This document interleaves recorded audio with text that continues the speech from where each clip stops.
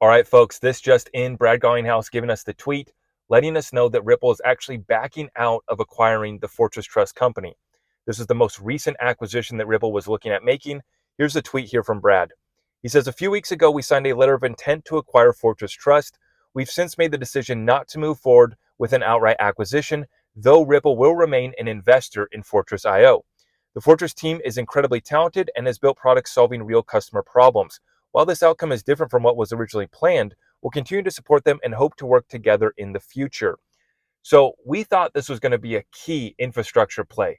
Ripple looking to become the one-stop shop for liquidity when we're talking about digital assets. And this was going to be another big deal.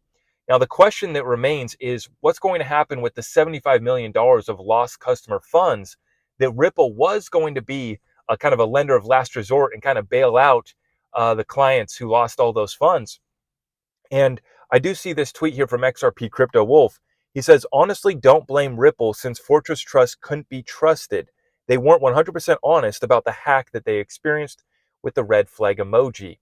And I don't know. I didn't look too deep into that. I am curious to know what's going to happen going forward, if Ripple is going to, still bail out those $75 million of lost customer funds, or if that's not going to happen anymore. But nonetheless, Ripple remaining an investor, so they do think that that's worthwhile. And it's going to be interesting to see who Ripple acquires next. The fantastic thing is that they've put themselves into a position to look over the carcass of FTX, to look over Fortress Trust, and they're looking over the rest of the crypto space that is in absolute carnage. And so while the rest of the space is going through chaos, it is literally cannibalizing itself, right? I mean, you have folks trading against each other like Sam Bankman-Fried and CZ, and who's going to be left standing?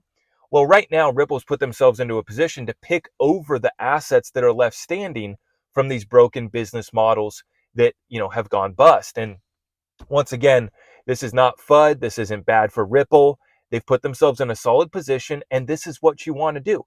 Folks, this is what we all need to be doing right now, is understanding how to do due diligence. Because when we make our bag off XRP after it goes to 589 or does whatever it's going to do, and we go to invest in real estate, we go to buy businesses, we're going to do some sort of deal, or we're going to have someone coming around every single corner with a, I got a deal. And I'm calling them the I got a deal, bro.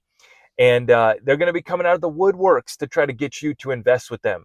And so we need to be understanding how to do due diligence, just like Ripple is doing right here.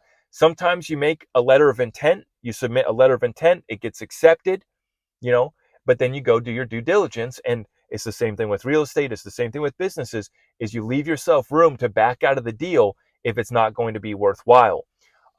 Once again, let me know in the comments down below who you think Ripple will acquire next. Is it going to be a bank, maybe a payment provider, another little company like this one, Fortress, that was more focused on custody, NFTs, other plays that would bring Ripple kind of closer to the retail end, actually.